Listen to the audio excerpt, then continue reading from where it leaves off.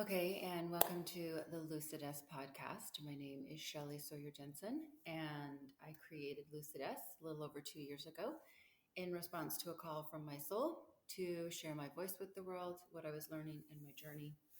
And when I began to dive deeper into that and ask myself why, I came up with this phrase: I believe in the infinite, unbounded potential within each of us. And I would say that has been the bane of my existence for 2.5 years now, because in order to be that expression in life feels damn near impossible for me. So, but that is the calling I feel called to share in the world, and that is why I'm here.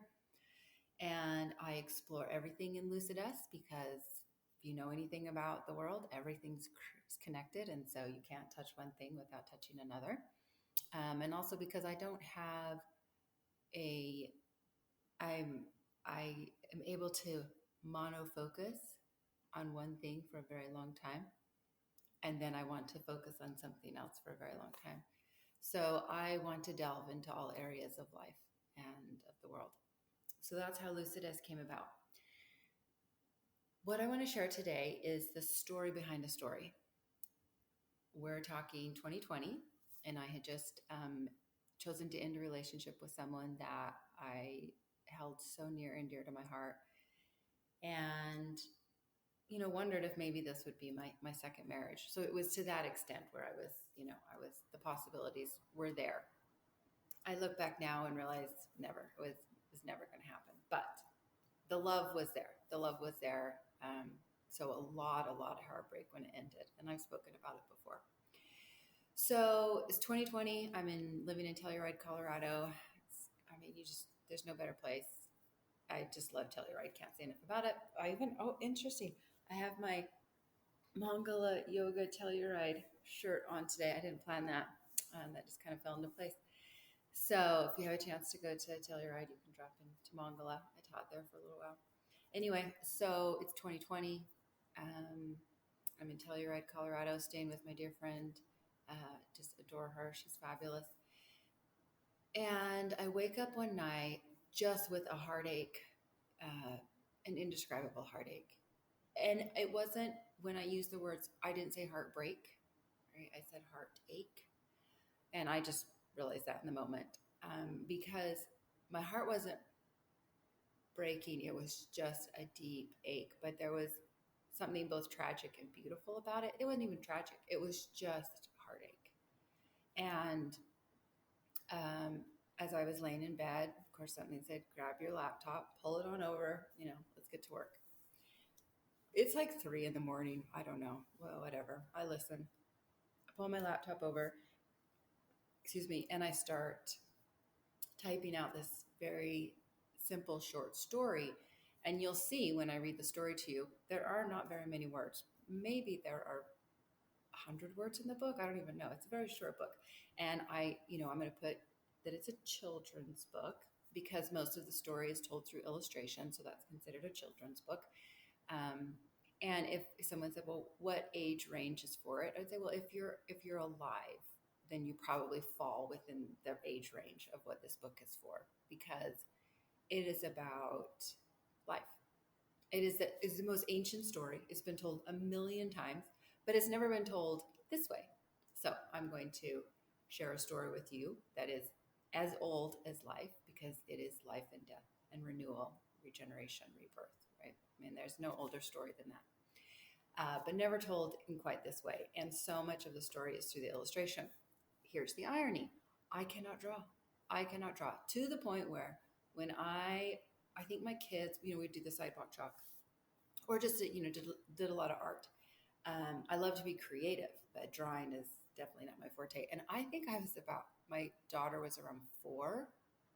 Like, I don't think she was even in grade school yet, where my younger son said, Mom, will you draw us an elephant? Or he had asked me to draw me something. And Hannah, my daughter, kind of went, no, it's okay, Mom, I'll draw it. Meaning my daughter realized at like 4 or 5 that her artistic abilities were already greater than mine. So I've had this story for 4 years now. It's 2024. And it is deep. There's a divine feminine, there's a divine masculine, there's life, there's death, there's renewal, there's rebirth, it's all in there. It's all in there. And so as this story is coming to me in the middle of the night and I type it out, I realize the image, as I'm writing these very simple words, the images are just flooding and I can just see these incredible images in my head. But of course, I know that what's up here doesn't come out of these hands when it comes to art, to art illustration. But something in me just said, it doesn't matter. Sit down. I got up the next day and I think it took me 4 or 5 days. I remember walking down to the little market in Telluride and buying some colored pencils and paper, walking back. And it took me a few, good chunks of day, but all I did, I mean, literally just was trying to get this story on paper.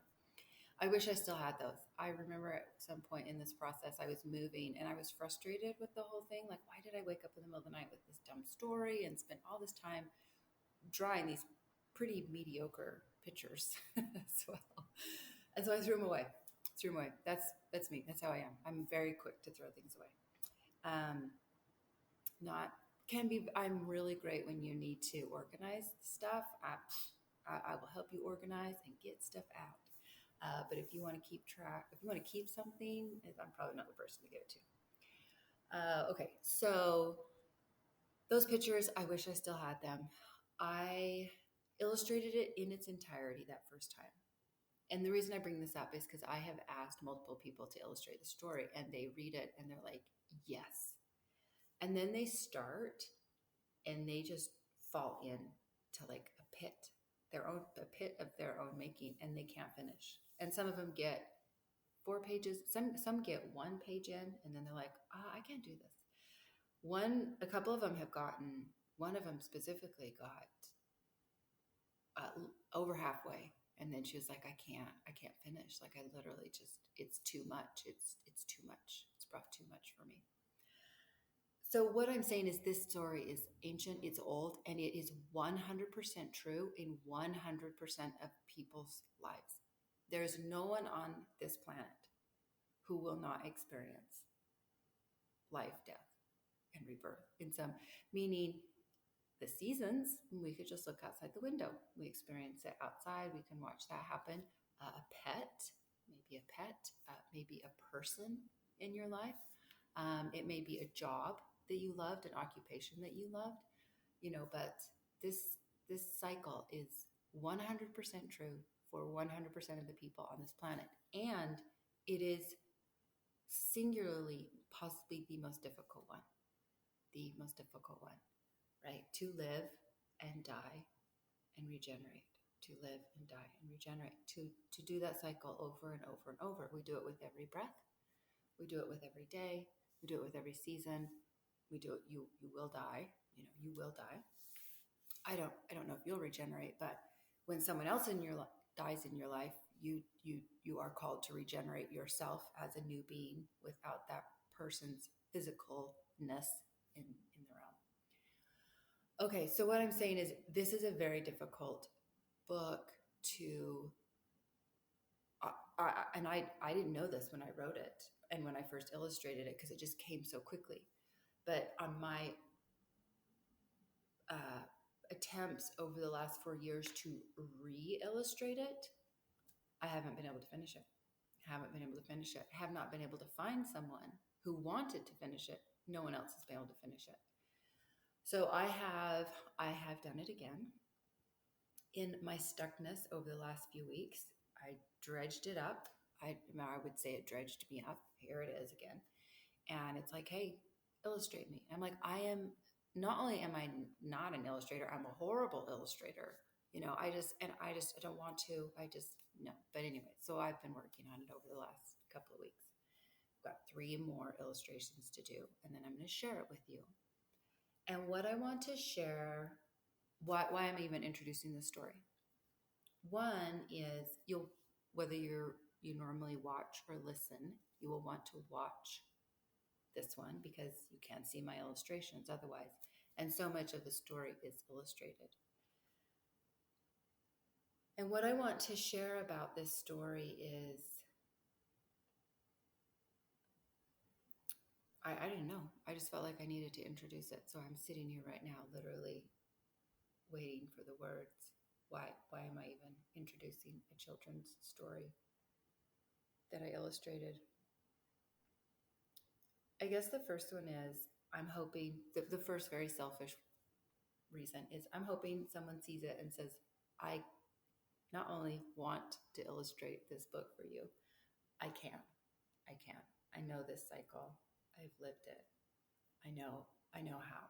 Because in order to hold the story and to illustrate these pictures, in order to illustrate these pictures, you will need to be able to hold the story within you to bring it to life in the way that it needs to be brought to life. And that's not up to me. Like I said, these other people just had to bow out because they're like, I literally can't draw anymore. So this isn't me putting any parameters on it. I'm just saying, based on the experience I've had with this story, it's bigger and deeper than most people realize and are able to touch within themselves, me included. Even though it came to me and through me quite easily in the beginning, it's been very difficult. And as I said, I still have 3 more illustrations to do before it's done.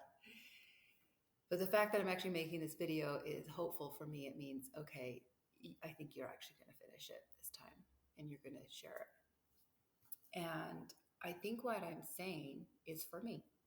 So for me to realize that this is the story of my life, this has been the story of my life, is learning how to die over and over and over. Learning what does it mean to regenerate, to renew, to rebirth, and to live again, and to live again. And there have been so many deaths. The very first podcast I did is about Shelley Sawyer Jensen. Like, who am I? Who is Shelley?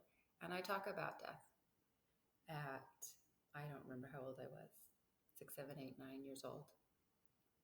And understanding that death comes in the little forms by the ways we treat each other. We can kill each other very slowly through cruelty. Death comes in big ways. A divorce. My divorce was an enormous death for me. Rape. Rape was another death for me. Some failures. There was a time where I wasn't really able to be a mother to my children. They were both living with their father. I fell apart in my own life, and that was a death. So this eternal story is not just about other people dying, not just about pets dying or jobs dying or nature going through its cycles, but about being able to die inside, being able to die so that you can live. And I would say that's what these last few weeks have been for me. And they've been very, very hard. And I've shared, they have been very, very hard. And the fact that I've been sitting here illustrating for hours after hours after hours. I mean, when you see the pictures, you'll be like, nice try. I mean, so many hours, dozens and dozens and dozens of hours have gone in for me to produce a very shabby, mediocre. I mean, I'm not discrediting myself. I mean, I'm super proud of myself that I sat down and did it.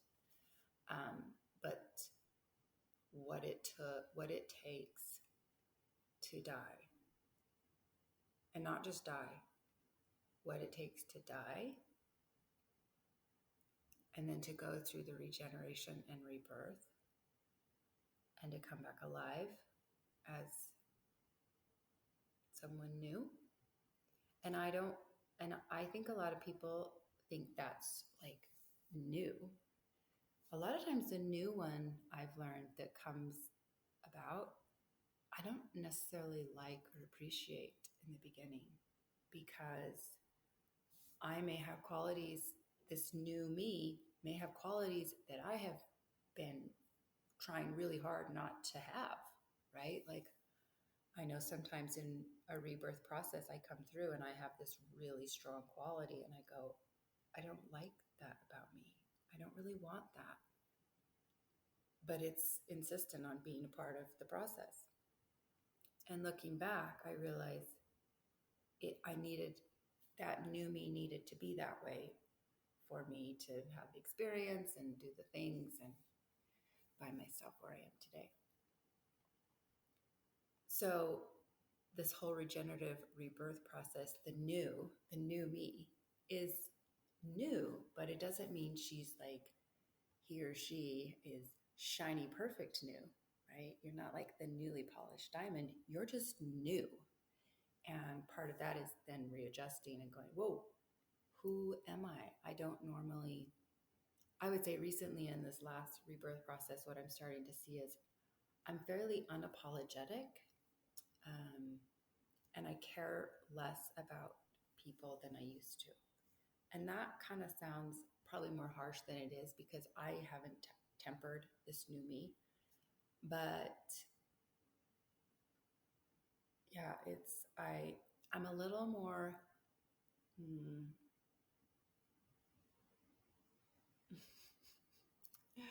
I think I said it. I'm not going to say more because I'm still trying to figure it out.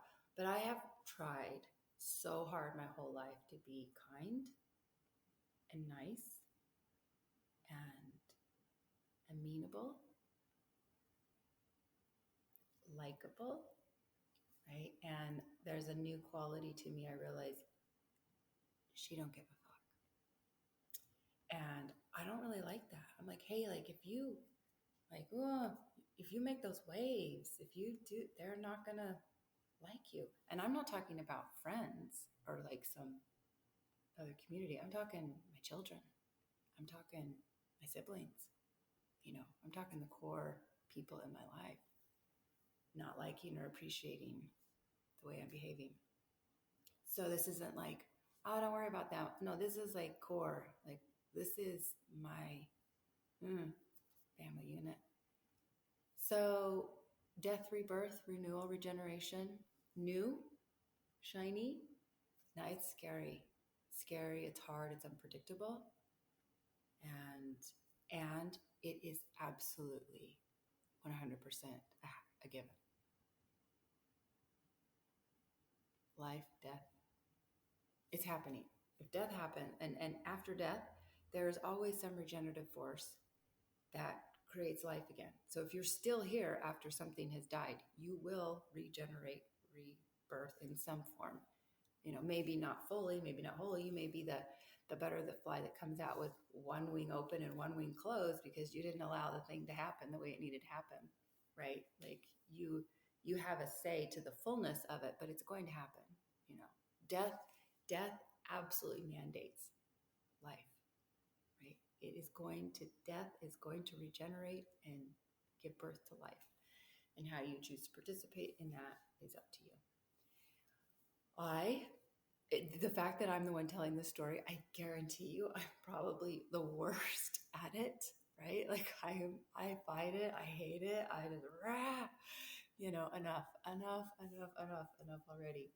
But I do see there are parts of the process I am able to surrender into more. I would say the hardest part for me now is the transition. Rebirth is a transition. Like the old one has died. I'm pretty good at dying. And then this transitory period where I don't know what I'm becoming, but I start to see, usually I'm becoming something I didn't want to be, right? The parts of me I've like tried to shove down. And as I see those surface, I'm like, no, we're not going to, no, we're not, I don't want that. So that's really where I resist, is allowing the new me to come out with both wings fully formed and open and fly. Because I have so many, again, I spoke about this in my last podcast. I have so many judgments about what it means to be a good person. And I'm sure that's why I chose that latest Shakespeare quote. and I probably won't get it quite right, but nothing is either good or bad, but thinking makes it so. I have spent my whole life being told and telling myself what was good and bad. And life, death, and rebirth, it got nothing on good and bad, right? There's no tree out there that's good or bad. There's no lion out there that's good or bad. Doesn't matter how many animals it's going to kill in its lifetime, right? It is the form it is, and it's going to do what it does. So, anyway, that is a little bit of introduction to the gardener of Petrichor. Petrichor. Not many people know the word. It's this beautiful word. It means the smell of rain on dusty soil. So the gardener of Petrichor. That's the name of the book. And as soon as I finish those last 3 illustrations, I'd like to say I'll get them done today, but I understand well enough to know that each of those illustrations requires a pretty deep change inside of me. And then once those are done, I will sit here and have them set up so that you can see them clearly, and I'll read the story and I'll share it with the world. Something that I knew when the story came through. I knew the second the story came through, I knew I needed to get it out into the world immediately. And I've tried, it hasn't ever happened. And so here I am 4 years later, I'm gonna try again. And it's getting out in a way I never saw, right? Like for me, I wanted it to have this beautiful illustration, have these great books, say, look at this great book. And no, you're just gonna look at some hand-drawn, crazy illustrations by someone with very little illustrative talent. But the story's there. And I'm gonna trust that you know this story. I mean, everybody does. You wouldn't be here if you didn't. And you'll pick up a lot more even than I could convey. So there it is. That's what we're working toward, is me reading The Gardener of Petrichor, sharing it with the world and letting it live for whoever needs to find it. So there it is. Thank you very much. And we'll continue our journey together. I love you all. Bye-bye.